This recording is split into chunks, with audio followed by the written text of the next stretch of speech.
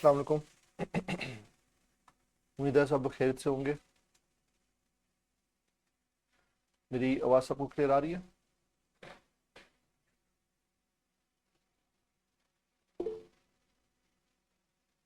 अच्छा जी, आज हम लोग जो टॉपिक डिस्कस करेंगे वो है डिसीजन मेकिंग के अंदर लिमिटिंग फैक्टर। सिंपल सी बात है, लंबी बात नहीं है। हमने जितना भी रिक्वायर्ड नॉलेज है हमने सारा पढ़ा हुआ है। हमें यहाँ पे आज कोई भी नया कंसेप्ट नहीं सीखना। जो नॉलेज हमें आता है हमने उसी को अप्लाई करना है। तो पहली सबसे इंपॉर्टेंट बात कि स्टूडेंट समझता है कि डिसीजन मेकिंग के अंदर जाके वो कोई नई बात करने लगे, हम नई बात नहीं करने लगे। जो अभी तक का मेरा एग्जिस्टिंग नॉलेज था मैं उसी की बेसिस के ऊपर कुछ रूल्स देखूंगा और रूल्स के साथ ही मैं आपको क्वेश्चन सॉल्व करूंगा, ताकि आपको ये आइडेंटिफाई हो जाए कि डिसीजन मेकिंग का क्वेश्चन सॉल्व करने के लिए आपको नए नॉलेज की जरूरत नहीं है। जो अभी तक हमने रेलिवेंट कॉस्ट तक पढ़ लिया है वो मोर देन इनफ है। तो हम लोग स्ट्रेट अवे मूव करते हैं जी आज के हमारे टॉपिक के ऊपर। पहले मैं आपको जो लिमिटिंग फैक्टर है इसके कुछ मैं आपको रूल्स लिखवाऊंगा और इसके रूल्स लिखवाने के बाद फिर हम इसका डायरेक्ट क्वेश्चन सॉल्व करेंगे। अच्छा जी, सबसे पहले हम लोग ने बात की थी कि हम एक डिसीजन मेकिंग करने जा रहे हैं और हमने कहा था कि डिसीजन मेकिंग के अंदर हमारे पास मल्टीपल तरह के डिसीजन आएंगे। जो सबसे पहला डिसीजन आएगा वो आएगा लिमिटिंग फैक्टर का। लिमिटिंग फैक्टर क्या होता है? लिमिटिंग फैक्टर ऐसा है कि आपके पास जो भी सप्लाई ऑफ रिसोर्सेज है वो स्केर्स है, लिमिटेड है। और हमने ये इकोनॉमिक्स का बड़ा इंपॉर्टेंट एक कंसेप्ट भी पढ़ा था कि हमारी जो रिसोर्सेज है वो लिमिटेड है। तो यहाँ पे अगर मैं इसकी बात करूं तो हमारे पास रिसोर्सेज, मेरे पास रिसोर्सेज कौन कौन से हैं जो मुझे चाहिए। मुझे प्रोडक्शन के लिए सबसे पहले मटेरियल चाहिए। मटेरियल 10 किस्म का हो सकता है। मुझे प्रोडक्शन के लिए लेबर चाहिए। मुझे प्रोडक्शन के लिए कुछ प्रोडक्शन ओवरहेड्स होंगे, मशीनरी वगैरह एक्सेट्रा, स्पेस वगैरह। तो इशू ये है कि जो मेरे पास रिसोर्सेज है वो हम कह रहे हैं कि वो लिमिटेड है, स्केर्स है। इसका मतलब ये हुआ कि जो मेरे पास मटेरियल है हो सकता है वो लिमिटेड क्वांटिटी में हो। मेरे पास जो लेबर है वो हो सकता है लिमिटेड क्वांटिटी में हो। प्रोडक्शन एवरेज की मैं एग्जांपल ले लेता हूँ कि लेट्स से एग्जांपल के तौर के ऊपर यहाँ पे फॉर एग्जांपल मेरे पास मशीन इस्तेमाल होती है। तो मशीन टोटल कितने घंटे काम कर सकती है, मशीन के जो ऑर्स हैं वो एक लिमिटिंग फैक्टर है कि इससे ज्यादा घंटे मशीन चल नहीं सकती, खराब हो जाएगी, हमें उसको रेस्ट देनी पड़ेगी। तो इसका मतलब ये हुआ कि हमारे पास जब हम प्रोडक्शन कर रहे होते हैं तो हमारे पास रिसोर्सेज एक लिमिटेड सप्लाई में होते हैं और हमने उस लिमिटेड सप्लाई के रिसोर्सेज को बेस्ट मिक्स में यूज करना है ताकि हम प्रॉफिट मैक्सिमाइज कर सकें। हमारा असल जो ऑब्जेक्टिव था, जो मकसद था, वो प्रॉफिट मैक्सिमाइजेशन का था। तो अगर मेरे पास मटेरियल एक लिमिटेड सप्लाई में अवेलेबल है तो मैं एक हद तक प्रोडक्शन कर सकता हूं, उससे आगे नहीं जा सकता। तो उससे होगा क्या, मेरा जो प्रॉफिट है वो एक सर्टेन लेवल पे जाके रिस्ट्रिक्ट हो जाएगा due to the non availability of material. Material available नहीं था, मैं उससे ज्यादा प्रोडक्शन नहीं कर सकता, तो मेरा प्रॉफिट का जो लेवल है वो एक सर्टेन लेवल पर रुक जाएगा ड्यू टू वॉल्यूम। मैं वॉल्यूम नहीं बढ़ा सकता अपना सेल्स का, क्योंकि अब हम ये देख चुके हैं कि कॉस्ट मिनिमाइज करके वॉल्यूम बढ़ा के हम प्रॉफिट मैक्सिमाइजेशन कर सकते हैं। लेकिन चूंकि मेरे पास मटेरियल ही एक लिमिटेड सप्लाई में अवेलेबल है तो सेल्स वॉल्यूम नहीं बढ़ा सकता, मेरा प्रॉफिट यहां पे रिस्ट्रिक्ट हो जाएगा। लेबर इस्तेमाल होती है, लेबर जो मुझे चाहिए वो लेबर एक लिमिटेड सप्लाई के अंदर है। स्किल्ड लेबर चाहिए थी मुझे प्रोडक्शन करने के लिए और वो स्किल्ड लेबर मेरे पास अवेलेबल नहीं है। तो फिर इसका मतलब ये हुआ कि मेरी जो सेल्स वॉल्यूम है रिस्ट्रिक्ट हो जाएगा, मैं एक सर्टेन नंबर ऑफ यूनिट से ज्यादा प्रोड्यूस नहीं कर सकूंगा और मेरा प्रॉफिट वहां तक लिमिट रहेगा। या मेरे पास कोई मैन्युफैक्चरिंग प्लांट है, मशीनरी है, उसकी कैपेसिटी होती है ना कि वो कितने यूनिट्स प्रोड्यूस कर सकती है, कितने और काम कर सकती है, और मेरी प्रोडक्शन लिमिट हो गई है इस वजह से, और सेल्स वॉल्यूम में इंक्रीज नहीं कर सकता क्योंकि मेरे पास जो प्लांट है उसकी कैपेसिटी या उसके जो ऑर्स हैं वो एक सर्टेन लिमिटेड क्वांटिटी में अवेलेबल है, उससे ज्यादा पे वो काम हो नहीं सकता। तो ये हमारे कोई ना कोई एक लिमिटिंग फैक्टर होगा, वो मटेरियल हो सकता है, वो लेबर हो सकता है, वो मेरे पास कोई भी प्रोडक्शन फैसिलिटी के अंदर मेरे पास कोई प्लांट एंड मशीन नहीं हो सकता है। तो बेसिकली इस सिचुएशन को हम डील करने जा रहे हैं कि अगर मेरे पास एक लिमिटिंग फैक्टर है।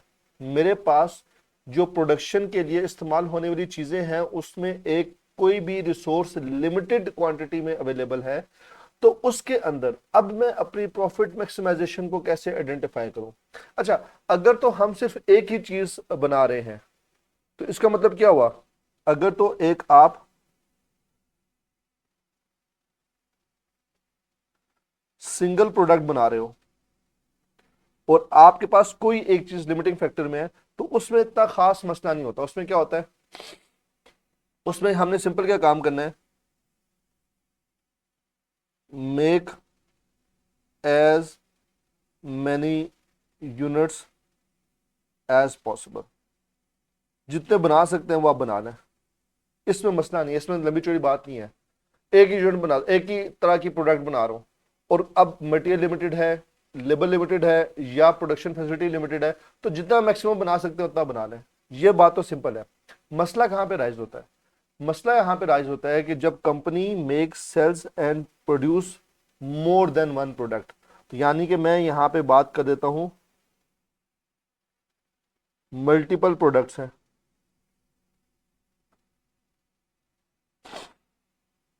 अगर एक कंपनी के पास वो मल्टीपल प्रोडक्ट्स हैं, यानी कि कंपनी प्रोड्यूस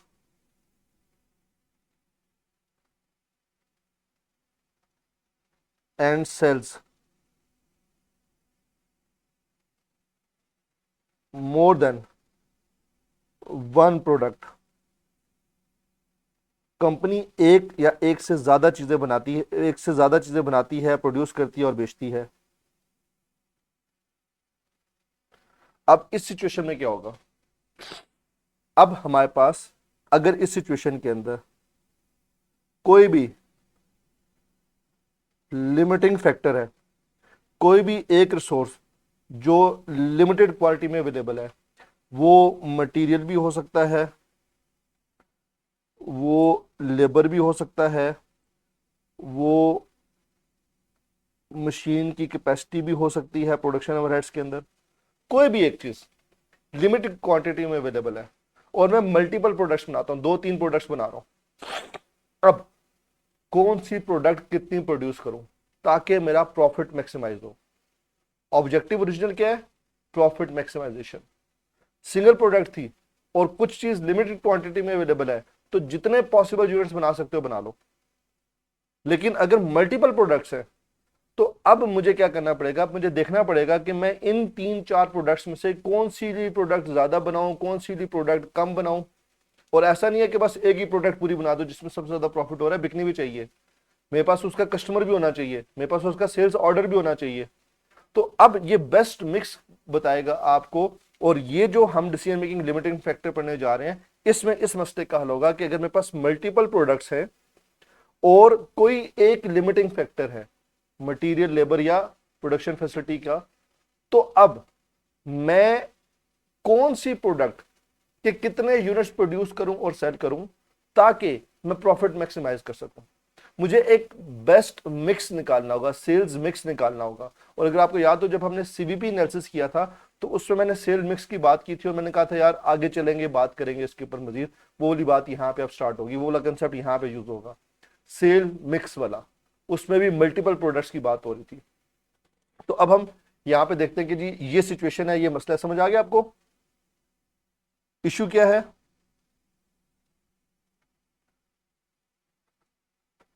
इशू ये है विच प्रोडक्ट टू प्रोड्यूस मोर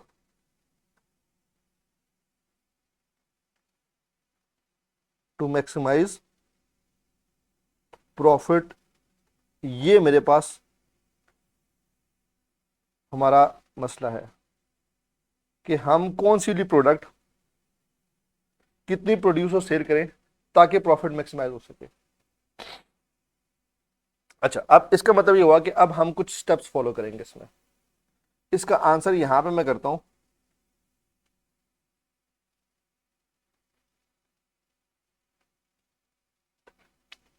यहां पे कुछ स्टेप्स लिखते हैं और फिर हम उन स्टेप्स को फॉलो करते हुए क्वेश्चन सॉल्व करते हैं। हमारे पास ये है हमने प्रॉफिट मैक्सिमाइज करना है।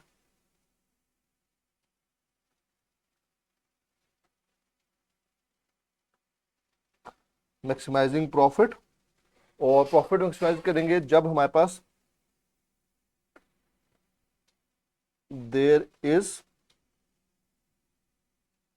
सिंगल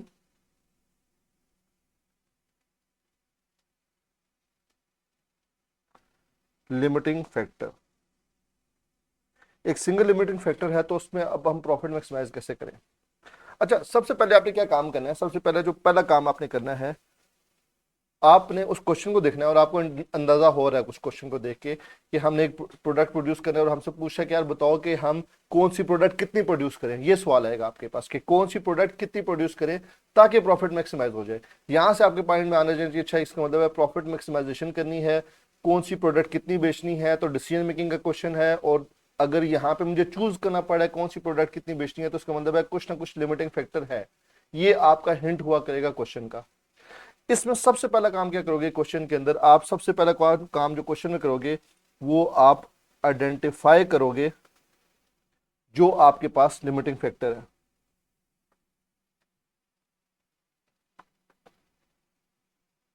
अब ये जो लिमिटिंग फैक्टर आपने आइडेंटिफाई करना है, ये आइडेंटिफाई कैसे किया जाता है, आपको कैसे पता चलेगा ये लिमिटिंग फैक्टर है। आप लोग सबसे पहले क्या काम करोगे, आप अपने पास कैलकुलेट कर लिया करोगे। अगर तो मटेरियल है तो टोटल मटेरियल रिक्वायर्ड कैलकुलेट कर लिया करोगे। मैं आपको यहां पे एग्जांपल दे देता हूं। फॉर एग्जांपल आपके पास हिंट कैसे मिलेगा आपको, अगर तो मटेरियल है लिमिटिंग फैक्टर तो आप टोटल मटेरियल रिक्वायर्ड कैलकुलेट कर लिया करो और अवेलेबल मटेरियल, इन दोनों का कॉम्बिनेशन देख लिया करो।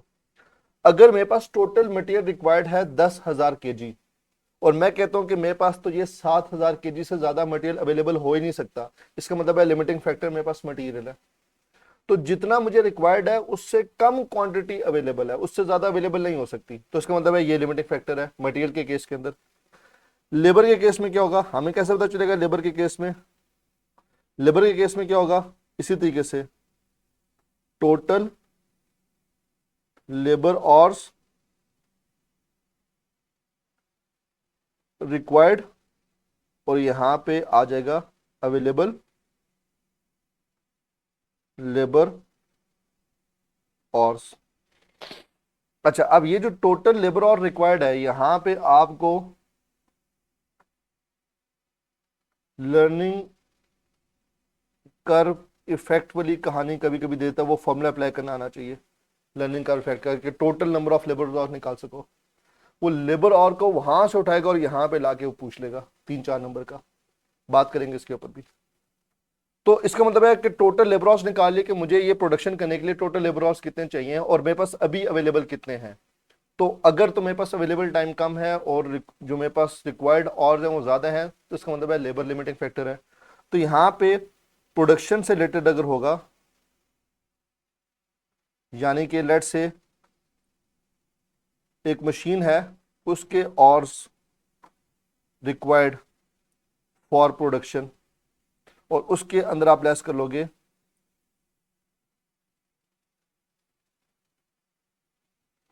Available machine hours. तो ये आपके पास इस तरीके से आप आइडेंटिफाई कर लोगे। तो आप क्वेश्चन देखोगे, सबसे पहले आप उसके मटेरियल के, लेबर के और आवर्स वगैरह जो भी मशीन वगैरह के इस्तेमाल हो रहे हैं वहां पे टोटल रिक्वायर्ड और टोटल आप निकाल लोगे कि आपके पास कितने कितने हैं। हाँ, अगर तो बता दिया कि मेरे पास फलानी चीज लिमिटिंग फैक्टर है, खुद बता दिया क्वेश्चन में, फिर तो मुझे स्टेप परफॉर्म करने की जरूरत ही नहीं है ना। लेकिन एग्जामिनर इतना अच्छा तो नहीं होता कि वो खुद ही कह दे कि यार ये है ही नहीं, कभी कभी इक्का दुक्का टाइम कह देगा, लेकिन नॉर्मली आपको ये कैलकुलेट करना पड़ेगा कि ये कितना है। अच्छा, ये पहला स्टेप हो गया, हमने कैलकुलेट कर लिया, आइडेंटिफाई कर लिया कि मेरे पास लिमिटिंग फैक्टर है क्या।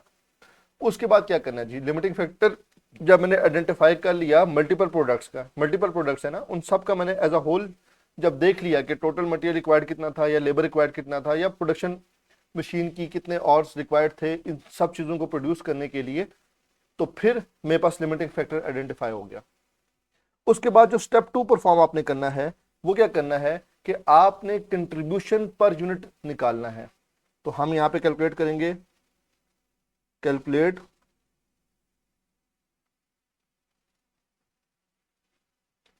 इसको मैं यहां पे लिख देता हूं।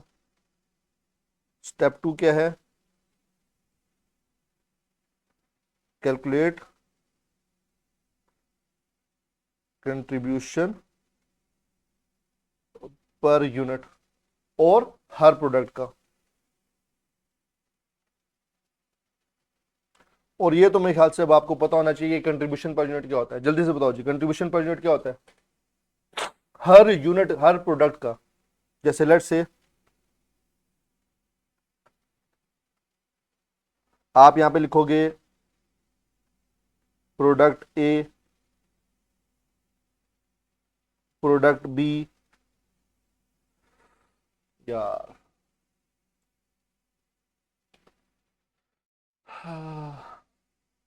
एक मिनट जी, वो जरा ऐप क्रैश करके मैं इसको दोबारा से ऐप लॉन्च कर लूं।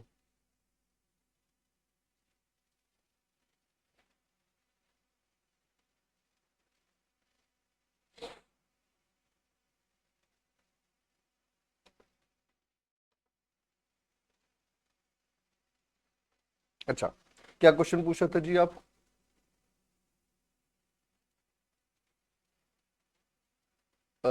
रिश्वा का था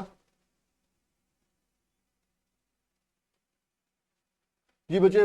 रिश्वा आपने सही कहा, लेकिन हम कंट्रीब्यूशन पर यूनिट के कौन कौन सी प्रोडक्ट कितने कितने कंट्रीब्यूट करिए टुवर्ड फिक्स कॉस्ट, इसके ऊपर भी हम यही बात मैं करने लगा हूं कि हमने क्या काम करना था।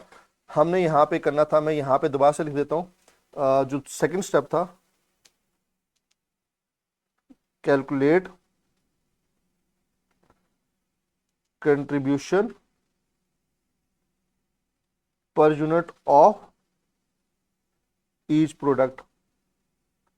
अब ये कैसे कैलकुलेट करना था? हमने इसको इस तरीके से लेके चलना था कि लेट से यहाँ पे है प्रोडक्ट ए, यहाँ पे है मेरे पास प्रोडक्ट बी, यहाँ पे है मेरे पास प्रोडक्ट सी। तो मैं इन सब प्रोडक्ट्स के ऊपर क्या काम करूंगा, मैं इनका कंट्रीब्यूशन कैलकुलेट करूंगा पर यूनिट। सब प्रोडक्ट्स का कैलकुलेट करना है आपने। तो यहाँ पे मेरे पास आ जाएगा सेल्स पर यूनिट। लेट से मैं कहता हूँ सेल्स है इसकी 100 रुपये, इसकी है 150, इसकी है 80। अब फिर मैं क्या निकालूंगा, मैं निकालूंगा वेरिएबल कॉस्ट। कंट्रीब्यूशन निकालने के लिए हम क्या करते हैं, जो वेरिएबल कॉस्ट है वो हम निकालेंगे। अच्छा, वेरिएबल कौन सी? यहां पे हम निकालेंगे वेरिएबल प्रोडक्शन ओनली। ये एक फर्क है, यहां पे वेरिएबल प्रोडक्शन की लेनी है, ये ख्याल रखना है। क्योंकि मेरे पास जो लिमिटिंग फैक्टर है वो प्रोडक्शन का लिमिटिंग फैक्टर है, उसके हिसाब से मैं फैसला कर रहा हूं। नॉन प्रोडक्शन वेरिएबल कॉस्ट को यहां से माइनस नहीं करना। नॉर्मली कंट्रीब्यूशन क्या होता है, sales minus total variable cost, लेकिन यहां से सिर्फ मैं वेरिएबल प्रोडक्शन कॉस्ट को लेस करूंगा। इस चीज का बस ख्याल रखना है। तो मैं अज्यूम करता हूं कि लेट से मेरे पास ये है 30, ये है 110, ये है 20। तो मेरे पास यहां पे आ जाएगा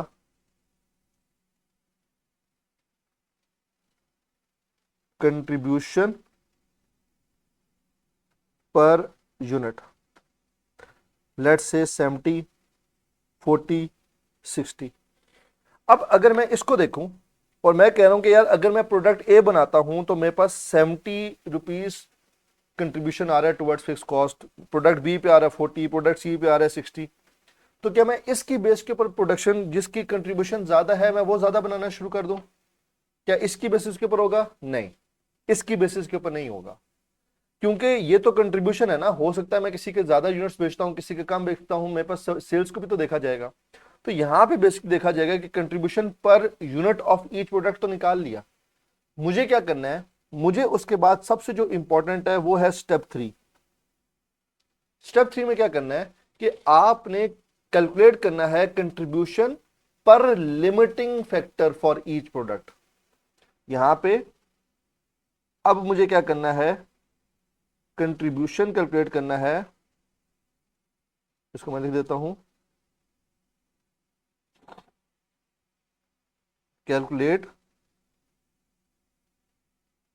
कंट्रीब्यूशन, और ये कंट्रीब्यूशन पर लिमिटिंग फैक्टर होगा।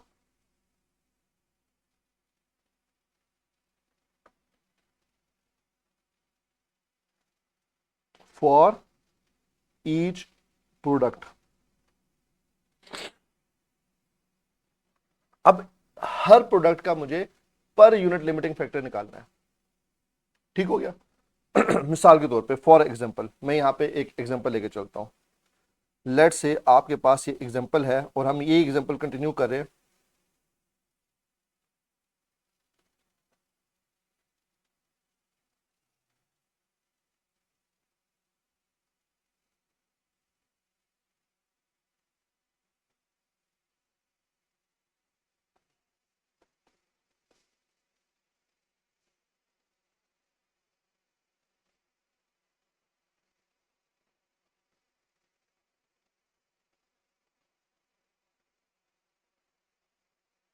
लेट से मैं इसी एग्जांपल को यहां पे कंटिन्यू कर रहा हूं। अब हो क्या रहा है, मैंने ये कंट्रीब्यूशन पर यूनिट निकाल लिया। इसके बाद अगला स्टेप क्या परफॉर्म करेंगे? इसके बाद अगला स्टेप ये है कि यहाँ पे मेरे पास इस प्रोडक्ट के अगेंस्ट कोई लिमिटिंग फैक्टर होगा। वो मटेरियल हो सकता है, वो लेबर हो सकता है, वो मशीन और हो सकता है। मैं अज्यूम करता हूँ कि मेरे पास ये जो प्रोडक्ट है इसके अगेंस्ट जो लिमिटिंग फैक्टर है, यहाँ पे मैं लिख देता हूँ कि मेरे पास यहाँ पे जो लिमिटिंग फैक्टर है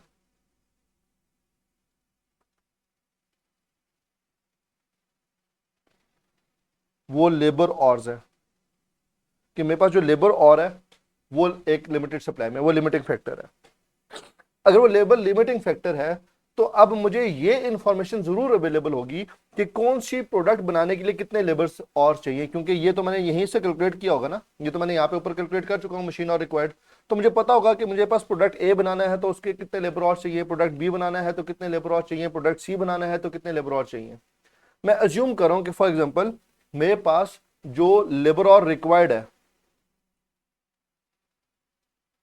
लेबर और रिक्वायर्ड पर यूनिट, मैं प्रोडक्ट ए 5 आवर्स में बना लेता हूं, प्रोडक्ट बी मेरे पास 4 आवर्स में बनती है, प्रोडक्ट सी मेरे पास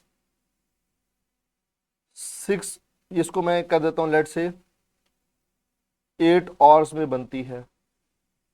तो अब मेरे पास यहां पे आ जाएगी एक वैल्यू, और इसको हम लोग क्या बोलेंगे? इसको मैं बोलूंगा कंट्रीब्यूशन पर लिमिटिंग फैक्टर। इसको हम लोग क्या बोलेंगे? Contribution per limiting factor. अब मुझे बताओ जल्दी से कि प्रोडक्ट ए का कंट्रीब्यूशन पर लिमिटिंग फैक्टर या पर और पर लेबर और क्या होगा? पर लेबर और कंट्रीब्यूशन प्रोडक्ट ए का कितना आएगा?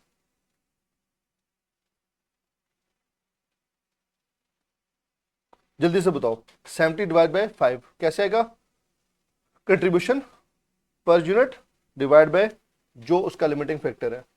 तो 70/5, इसका कंट्रीब्यूशन आ रहा है 14 रुपीज, लेकिन ये 14 रुपीज पर लेबर और के हिसाब से आ रहा है। प्रोडक्ट बी का कितना आ रहा है? 40/4, वो 10 पर लेबर और के हिसाब से आ रहा है। 60/8 कितना आ रहा है? ये 60/8 ये आ रहा है 7.5 पर लेबर और। इसकी बेसिस के ऊपर अब मैं क्या काम करूंगा? डिसाइड करूंगा कि मुझे कौन से कितने बनाना चाहिए। तो मैं यहां पे अब क्या काम करूंगा? यहां पे जो मेरे पास स्टेप 4 होगा, स्टेप 4 क्या कहता है? अब मैं रैंकिंग करूंगा, और रैंकिंग क्या करूंगा? Rank the products, rank the products on basis of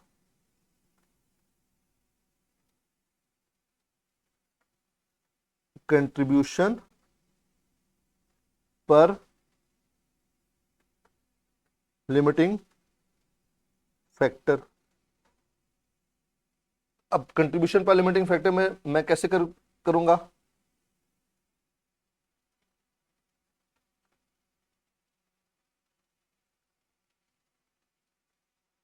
मिसाल के तौर पे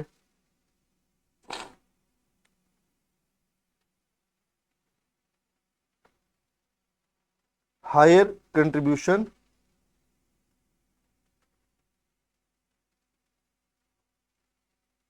will be produced first। जिसकी कंट्रीब्यूशन ज्यादा होगी वो हम पहले प्रोड्यूस करेंगे, जिसकी कंट्रीब्यूशन कम होगी उसको हम बाद में प्रोड्यूस करेंगे। ये बात समझ आ रही है?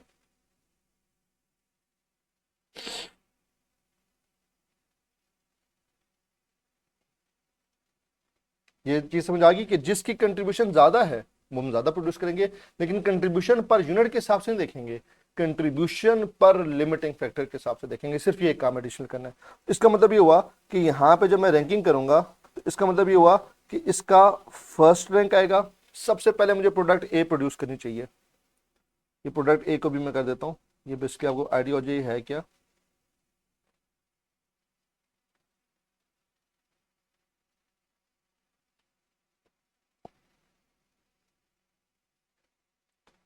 तो मेरे पास ये जो प्रोडक्ट्स हैं, सबसे पहले जो मुझे प्रोड्यूस करनी चाहिए वो प्रोडक्ट ए करनी चाहिए।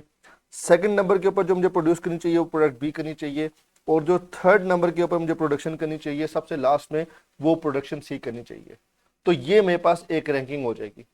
और इस रैंकिंग की बेसिस के ऊपर मैंने क्या किया, मैंने एक ऑप्टिमल प्रोडक्शन मिक्स निकाल लिया है। तो बेसिकली इस रैंकिंग की बेसिस के ऊपर मेरे पास जो लास्ट स्टेप 5 स्टेप था वो क्या था, वो था मेरे पास एक optimal production mix. Calculate optimal production mix. और ये डिपेंड करता है सेल्स डिमांड के साथ कि आपके पास सेल्स कितनी है। उसमें से आप सबसे पहले प्रोडक्ट ए के यूनिट्स पूरे करोगे, फिर प्रोडक्ट बी की प्रोडक्शन करोगे, फिर तीसरे नंबर के ऊपर आप प्रोडक्ट सी की आप प्रोडक्शन करोगे। तो ये मेरे पास एक पूरा सिनेरियो था जिसके अंदर मेरे पास बता दिया गया कि अगर मेरे पास एक लिमिटिंग फैक्टर है तो मैंने डिसीजन मेकिंग कैसे करनी है। कुछ आइडिया हुआ आपको कहानी का? जल्दी से बताएं, ये क्लियर हुआ आपको?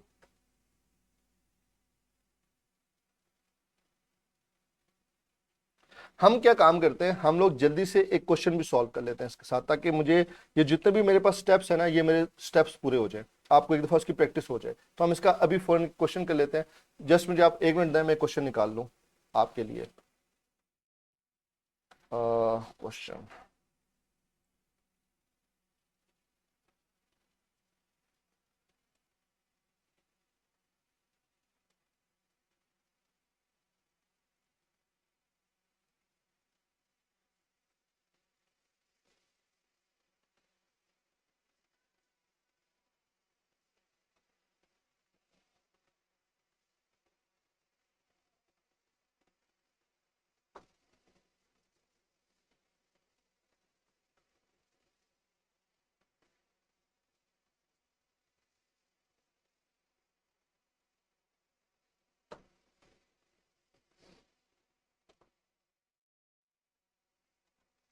आपको जी आपकी स्क्रीन के ऊपर एक क्वेश्चन नजर आ रहा होगा।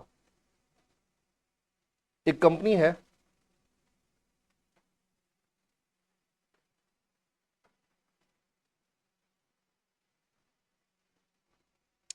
अच्छा ये कौन कंपनी है, वो कह रहा है जी company, a company makes 4 products A B C D using the same direct labor workforce on all the products। एक ही लेबर फोर्स है वो इस्तेमाल होती है इन सब की प्रोडक्शन के लिए। ठीक हो गया। The company has no inventory of finish goods, बहुत अच्छी बात है। डायरेक्ट लेबर और is paid at ₹12 per hour, ठीक हो गया। To meet the sale demand in full would required 12,000 hours of direct. अगर मैं अपनी सारी सेल डिमांड जितनी भी प्रोडक्ट्स हैं उन प्रोडक्ट्स की सबकी सेल्स में पूरी कर लूं, सब डिमांड पूरी कर लूं, तो मुझे 12,000 घंटे चाहिए, जबकि only 6,000 labour hours are available. पहला स्टेप क्या था, identify the limiting factor.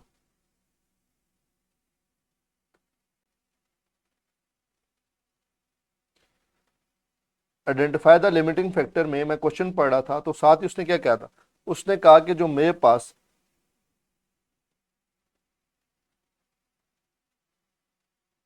Direct labour hours required है वो 12,000 घंटे चाहिए अगर मैं सारी की सारी प्रोडक्ट्स की अपनी सेल डिमांड पूरी करूं, जबकि मेरे पास जो अवेलेबल है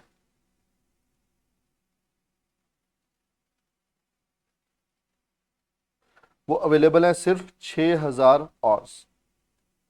तो इसका मतलब ये हुआ कि मेरे पास जो लिमिटिंग फैक्टर है वो direct labour hours are the limiting factor. मैं ये सारे लेबर्स और पूरे अगर मैं सारे के सारे यूनिट्स प्रोड्यूस कर लूं जो कि ये दिया हुआ है, यानी 4,000 यूनिट्स बना लूं, ए के 5,000 यूनिट्स बना लूं, बी के 8,000, सी के 4,000, डी के, ये सब यूनिट्स बनाने के लिए मुझे 12,000 घंटे चाहिए। लेकिन मेरे पास जो डायरेक्ट लेबर और अवेलेबल है वो सिर्फ 6,000 घंटे अवेलेबल है। तो इसका मतलब ये हुआ कि ये मेरे पास क्या है, ये है जी मेरे पास लिमिटिंग फैक्टर। ये बात समझ आ गई? ये क्लियर हुआ आपने कैसे आइडेंटिफाई किया? तो पहला काम क्या था आपके पास, लिमिटिंग फैक्टर आइडेंटिफाई करना। तो लिमिटिंग फैक्टर आइडेंटिफाई करने के बाद मुझे निकालना है कंट्रीब्यूशन पर यूनिट और फिर कंट्रीब्यूशन पर लिमिटिंग फैक्टर और उसको रैंक कर लेना है। तो हम लोग क्या काम करते हैं, मैं अपने पास कंट्रीब्यूशन पर यूनिट निकाल लेता हूँ। कंट्रीब्यूशन पर यूनिट निकालने के लिए मुझे क्या करना पड़ेगा, कंट्रीब्यूशन पर यूनिट निकालने के लिए मुझे sales less variable production cost minus करनी पड़ेगी। तो मैं यहां पे क्या काम करता हूं, यहां पे मैं सोल्यूशन इसका ड्राफ्ट करना स्टार्ट करता हूं। अच्छा जी, हम लोग करने क्या जा रहे हैं, हम लोग कैलकुलेट करने जा रहे हैं कंट्रीब्यूशन पर यूनिट और पर लिमिटिंग फैक्टर और उसकी रैंकिंग करेंगे। Calculation of contribution per unit, उसके बाद पर लिमिटिंग फैक्टर जो कि हमारे क्वेश्चन में, इस वाले क्वेश्चन में डायरेक्ट लेबर आवर्स है, एंड रैंकिंग करेंगे। तो जो लोग कहते हैं कि सर फॉर्मेट नहीं होता, देखो मैं तुम लोगों को ये वाला डिसीजन मेकिंग तक का जो टॉपिक है वो भी फॉर्मेट के साथ करवा रहा हूँ। यहाँ पे मेरे पास कौन कौन सी प्रोडक्ट्स हैं, product A, product B, product C, 4 products है, प्रोडक्ट डी। ठीक हो गया? अच्छा जी, सबसे पहले हमारे पास क्या आती है, sale price per unit. Product ए की जो सेलिंग प्राइस दी है वो ये दी है, सेलिंग प्राइस मेरे पास ये दी है 15.5, 29, 11.5, 27। ये सेलिंग प्राइस आ गई। सेलिंग प्राइस में से मैं क्या करूंगा, सेलिंग प्राइस में से मटेरियल कॉस्ट प्रोडक्शन कॉस्ट है, बिल्कुल ठीक है। Direct labour cost production cost है, बिल्कुल ठीक है। वेरिएबल प्रोडक्शन एवरेज, बिल्कुल ठीक है। क्या प्रोडक्शन एवरेज को भी यहां से माइनस करूंगा, क्या प्रोडक्शन एवरेज को माइनस करूंगा यहां से मैं, बेशक पर यूनिट दिए हुए मेरे पास प्रोडक्शन एवरेज कॉस्ट की जो फिक्स वाला पोर्शन है वो आपके पास माइनस नहीं होता। तो इसका मतलब है इसको मुझे यहाँ पे एडजस्ट नहीं करना, मुझे सिर्फ और सिर्फ वेरिएबल कॉस्ट ऑफ प्रोडक्शन को देखना है। हाँ, अगर यहाँ पे नॉन प्रोडक्शन की वेरिएबल कॉस्ट होती उसको भी मैं इग्नोर करता। तो मुझे यहाँ पे लेस क्या करना है, मुझे यहाँ पे लेस करना है direct material cost per unit. Direct material cost कितनी है, 3,656, 3,653, 3,653, अच्छा 5,6 है।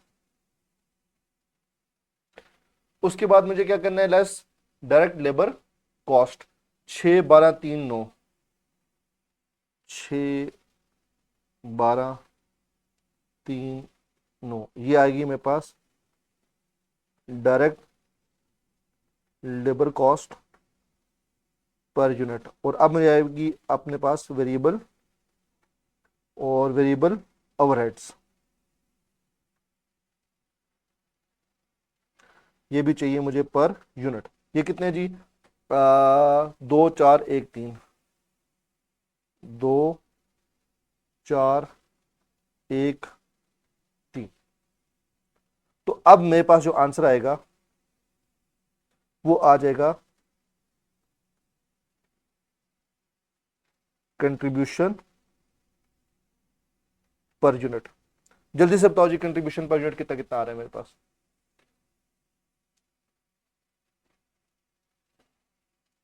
4.5 बी का,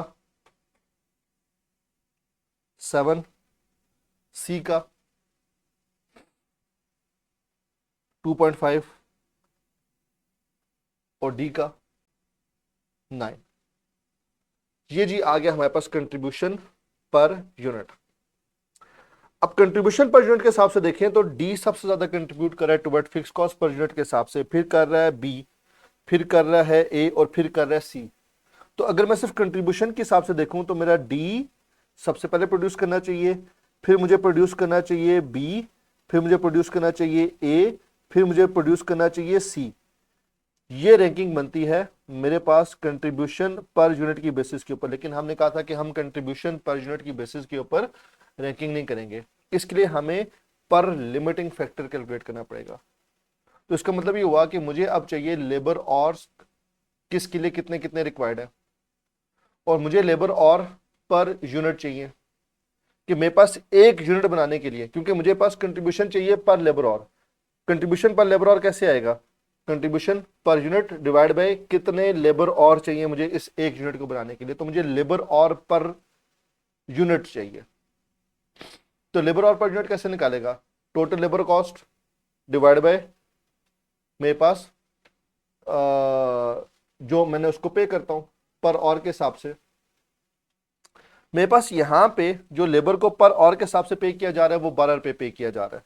तो यहां पे मैं एक वर्किंग कर लेता हूं, लेबर और पर यूनिट। तो यहां पे कैसे निकालूंगा, इसका फॉर्मूला क्या करूंगा? Labour cost per unit divide by जो लेबर कॉस्ट पर और है,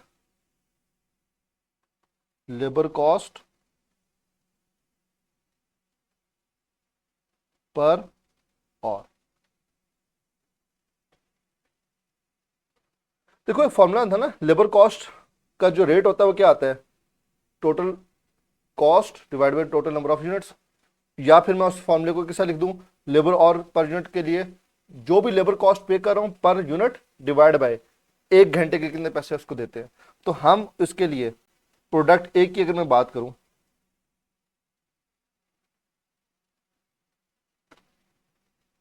प्रोडक्ट ए का कैसे आएगा जी? प्रोडक्ट ए को हम देते हैं 6 रुपए की लेबर कॉस्ट पर यूनिट, जबकि 12 रुपए पर और के हिसाब से पे किए जाते हैं। तो ये 0.5 ऑर्स लेबर जो टाइम लेती है प्रोडक्ट ए को बनाने के लिए वो आधा घंटा लेती है। प्रोडक्ट बी के लिए क्या कैसे कैलकुलेट करेंगे? प्रोडक्ट बी कैलकुलेट होती है, प्रोडक्ट बी को हम पे करते हैं 12 रुपए, एक यूनिट बनाने का 12 रुपए देते हैं, और पर और रेट भी उसका 12 रुपए है। तो इसका मतलब है वो एक घंटे के अंदर वो एक यूनिट बनाती है। इसी तरह प्रोडक्ट सी, प्रोडक्ट सी को हम 3 रुपए पे करते हैं, जबकि 12 रुपए घंटे का हिसाब है। तो इसका मतलब है 3 रुपए अगर मैं उसको पे कर रहा हूं पर यूनिट और 12 रुपए घंटे का रेट है, तो एक घंटे में वो कितने यूनिट्स बनाती होगी? 4। तो इसका मतलब ये हुआ कि उसका जो टाइम है 0.25 और है फॉर मेकिंग ईच यूनिट।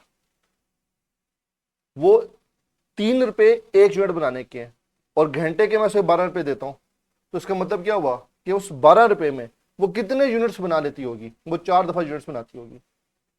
तो 4 यूनिट्स इन एन और 0.25 ऑफ द टाइम रिक्वायर्ड। इसी तरह product C, product D, product D को मैं 9 रुपए पे करता हूं पर यूनिट, और 12 रुपये का घंटे का रेट है, तो 0.75 आवर्स लेती है वो इसकी प्रोडक्शन के लिए। तो ये मेरे पास उसने निकाली है, सबसे पहले लेबर आवर्स पर यूनिट निकाली है। अब लेबर आवर आ गया है और कंट्रीब्यूशन पर यूनिट भी गिवन है, तो मैं सिंपल क्या काम करूंगा, मैं यहां पे निकालूंगा कंट्रीब्यूशन पर लेबर आवर्स, जो कि मेरा लिमिटिंग फैक्टर था। कैसे आएगा जी, मेरे पास 4.5 का कंट्रीब्यूशन है और कितने आवर्स लगते हैं जी इसको, प्रोडक्ट ए को लगते हैं 0.5 आवर्स।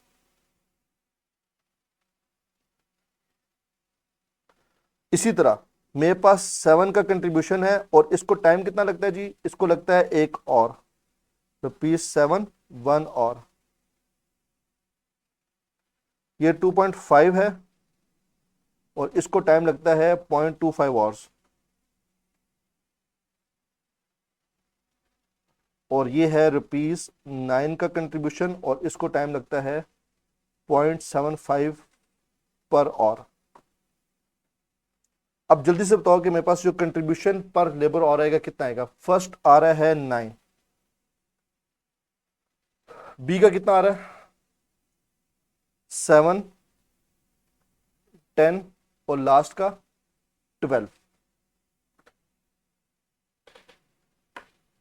इसका मतलब ये हुआ कि अगर मैं लेबर आवर के हिसाब से देखूं तो मुझे सबसे पहले प्रोडक्ट डी बनानी चाहिए।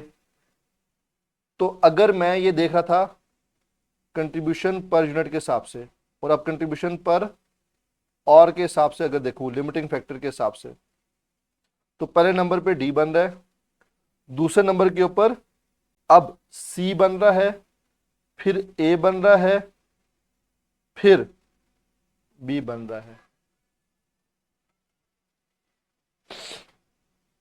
ये बात समझ आई। तो यहां पे अगर मैं रैंकिंग कर दूं इसकी, तो यहां पे रैंकिंग की जाए तो ये सबसे पहले मुझे प्रोडक्ट डी बनानी चाहिए, उसके बाद दूसरे नंबर पे मुझे प्रोडक्ट बनानी चाहिए सी, फिर मुझे प्रोडक्ट बनानी चाहिए ए, और फिर मुझे प्रोडक्ट बनानी चाहिए बी। ये मेरे पास रैंकिंग होगी है। ये बात समझ आ गई।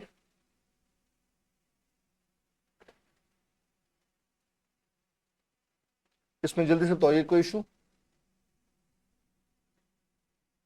अब लास्ट पॉइंट मेरे पास क्या है, मेरे पास प्रोडक्ट जो लास्ट हेड था वो क्या था, कैलकुलेट ऑप्टिमल प्रोडक्शन मिक्स। तो मेरे पास ऑप्टिमल प्रोडक्शन मिक्स क्या है,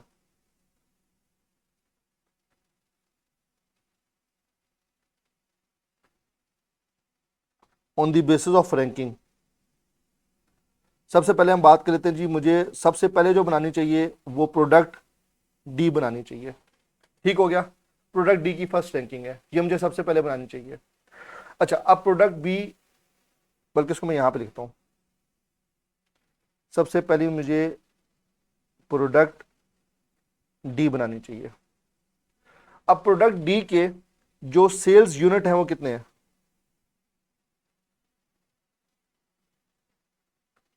प्रोडक्ट डी के जो सेल्स यूनिट हैं वो हैं 4000 यूनिट्स। तो इसका मतलब ये हुआ कि मेरे पास यहाँ पे 4000 यूनिट्स मुझे प्रोड्यूस करने चाहिए प्रोडक्ट डी के। इसके लिए मेरे पास यहाँ पे डायरेक्ट लेबर आवर्स कितने चाहिए, जल्दी से मुझे बताओ डायरेक्ट लेबर आवर कितने चाहिए। प्रोडक्ट डी के बारे में हमने कैलकुलेट किया था, मुझे 0.75 और लगता है एक प्रोडक्ट को बनाने के लिए। तो मुझे बताओ कि कितने चाहिए, 4000 यूनिट्स इंटू 0.75 और पर यूनिट टाइम चाहिए। तो मुझे कितने घंटे चाहिए प्रोडक्ट डी को बनाने के लिए, मेरे पास 3000 आवर्स लगेंगे।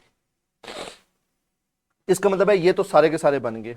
फिर हम बात करते हैं जी दूसरे नंबर पे हम कौन सी बनाएंगे, क्योंकि टोटल जो घंटे वो 6000 घंटे थे मेरे पास। दूसरे नंबर पे बनेगा प्रोडक्ट सी। प्रोडक्ट सी की सेल्स यूनिट्स कितने हैं? प्रोडक्ट सी के सेल्स यूनिट्स हैं 8000। इसका मतलब है ये अगर 8000 यूनिट्स हैं तो इसको बनाने के लिए मुझे कितना टाइम चाहिए होता है? ये 8000 यूनिट्स बनाने के लिए जो मुझे लेबर आवर्स चाहिए वो चाहिए 0.25 पर आवर। तो 0.25 पर आवर, तो टोटल कितने घंटे चाहिए? मैं अगर सी के साइज यूनिट्स बनाना चाह रहा हूं, ये चाहिए मुझे 2000 घंटे। अभी भी 5000 घंटे पूरे हुए हैं, 1000 घंटे भी पड़े हुए हैं। इसका मतलब है मैं अब इसके बाद बनाऊंगा तीसरे रैंकिंग वाली, जो प्रोडक्ट है ए। प्रोडक्ट ए के कितने सेल्स यूनिट हैं? प्रोडक्ट ए के सेल्स यूनिट है 4000। प्रोडक्ट ए के 4000 सेल्स यूनिट है, और 4000 सेल्स यूनिट्स बनाने के लिए मुझे कितना टाइम लगता है? मुझे लगता है 0.5 आवर्स। तो 0.5 आवर्स, तो टोटल आवर्स कितने आ गए मेरे पास? 2000 आ गए। अब मसला ये है कि अगर यहां पे मैं 2000 लिख देता हूं तो ये टोटल 7000 घंटे हो जाएंगे। 7000 घंटे तो लेबर और नहीं है। अब यहां पे इसका मतलब ये हुआ कि ये जो प्रोडक्ट ए है ये सारे के सारे यूनिट्स नहीं बन सकते, क्योंकि यहां पे अब मेरे पास जो रिमेनिंग टाइम है वो 1000 आवर्स है। ये 1000 क्या है? ये है रिमेनिंग। तो अब 1000 आवर्स डिवाइडेड बाय 0.5 आवर्स लगेंगे पर यूनिट। तो अब मुझे बताओ कि मुझे कितने यूनिट्स प्रोड्यूस करने चाहिए? मेरे पास सिर्फ 1000 घंटे बच गए लेबर के, और जो प्रोडक्ट ए है वो आधे घंटे में तैयार हो जाती है। अगर प्रोडक्ट ए आधे घंटे में तैयार होती है तो इसका मतलब है मुझे 2000 यूनिट्स में बना सकता हूं प्रोडक्ट ए के, और अब मेरे पास टाइम खत्म हो गया, प्रोडक्ट बी बन ही नहीं सकता। और अब इससे होने वाला जो कंट्रीब्यूशन होगा वो मैक्सिमम होगा। तो मेरे पास जल्दी से बताओ कि यहां पे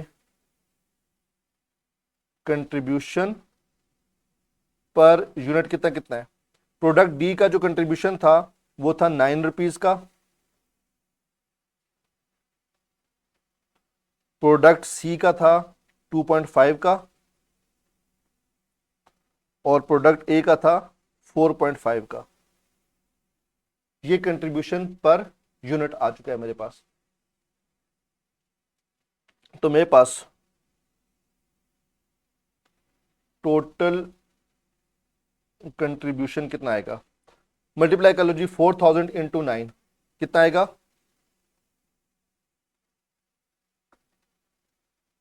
4000 यूनिट्स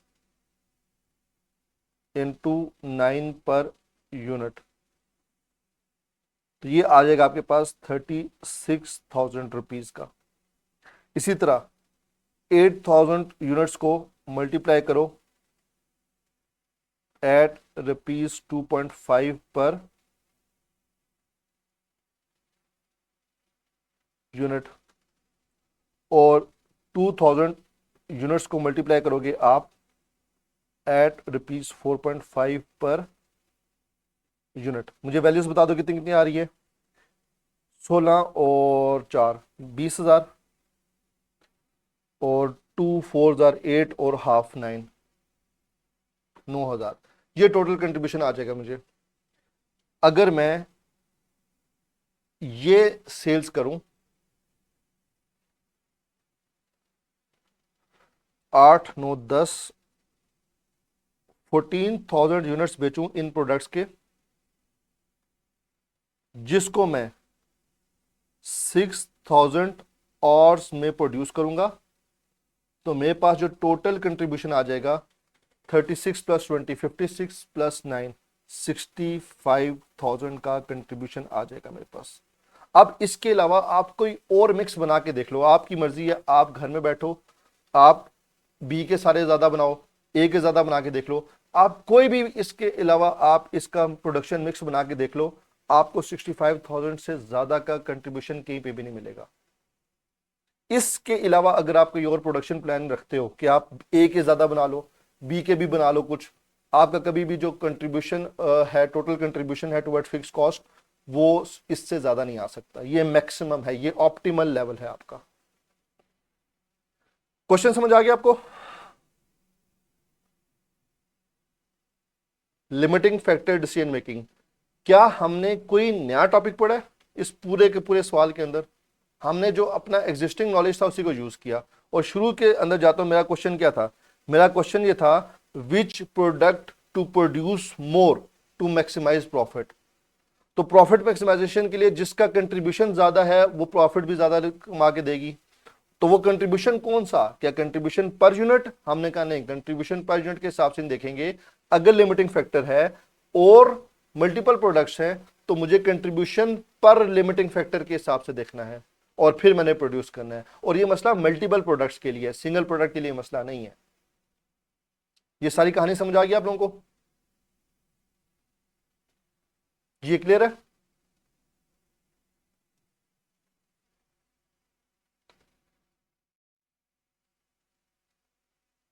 ये क्वेश्चन क्लियर हो गया? इंशाल्लाह नेक्स्ट क्लास के अंदर हम एक और टॉपिक लेके आऊंगा डिसीजन मेकिंग का ही, और फिर हम उसके साथ साथ क्वेश्चन सॉल्व करेंगे। ओके जी, खुदा हाफिज।